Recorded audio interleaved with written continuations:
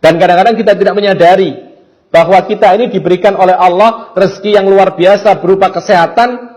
Kemudian kita mengatakan Allah tidak mengabulkan doa saya. Kenapa? Karena dia minta gaji ditambah. Subhanallah, di dalam sebuah hadis dikatakan oleh Rasulullah SAW, seorang mukmin kalau berdoa selama doanya itu benar, kemudian tidak ada kemaksiatan yang dilakukan, haram ditinggalkan, permintaannya adalah permintaan yang baik, maka pasti dikabulkan oleh Allah Subhanahu wa taala. Tapi ingat, Allah mengabulkan satu dari 3 cara yang dikehendaki oleh Allah. Kata Rasulullah bisa kontan.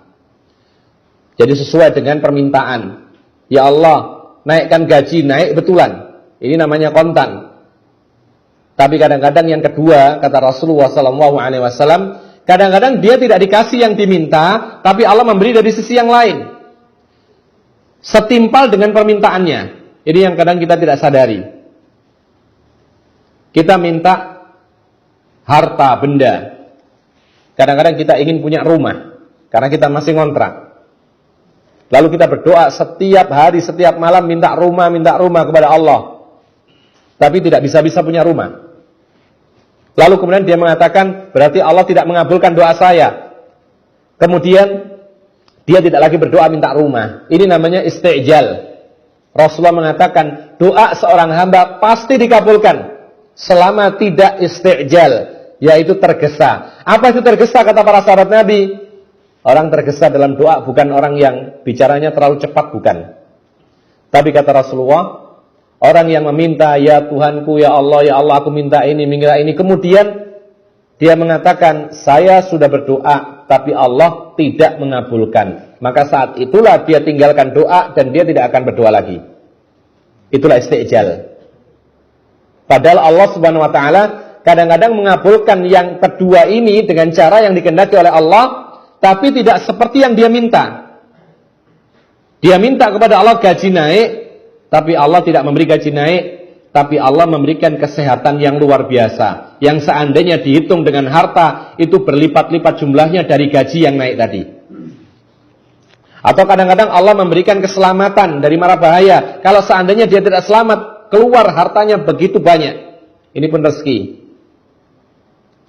Bahkan kadang-kadang ma'asyiral muslimin rahimakumullah, kita tidak sadar diberikan rezeki yang luar biasa. Dan Allah Maha tahu karena mungkin kondisi ekonomi kita pas-pasan gitu loh. Sehingga Allah memberikan rezeki dari sisi yang lain, yaitu ketenangan hati. Bukankah ketenangan hati ini rezeki, ikhwan? Betul. Bukankah banyak orang yang kaya raya tapi hatinya tidak tenang? Sehingga untuk membeli ketenangan hatinya, dia harus mengeluarkan uang yang begitu banyak. Ada orang kaya di tempat kita, kalau sudah susah, sedih, kemudian pikiran tidak tenang, maka dia langsung pergi ke kantor travel haji, umrah. Dia pesan untuk umrah, untuk seminggu 2 minggu. Kemudian sudah di sana, bisa beribadah dengan baik, tenang, pulang baru merasakan tenang, dan seperti sedia kala. Subhanallah.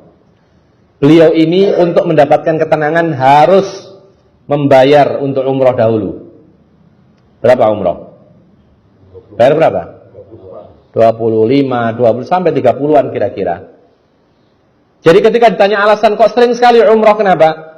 Iya, karena kalau sudah umrah merasa tenang. Artinya dia membeli ketenangannya dengan harga sekian. Berarti dia belum diberikan rezeki oleh Allah berupa ketenangan hati kalau tidak membeli. Nah kita alhamdulillah selalu diberi ketenangan oleh Allah Subhanahu wa taala. Tidak harus pergi umrah kita tenang, kan gitu. Kita bisa mengaji dengan tenang, sholat dengan tenang, membaca Al-Quran dengan tenang, mengaji, mendengar juga tenang, sampai saking tenangnya sampai ngantuk, kan gitu ketika mengaji. Kadang-kadang begitu kita ini.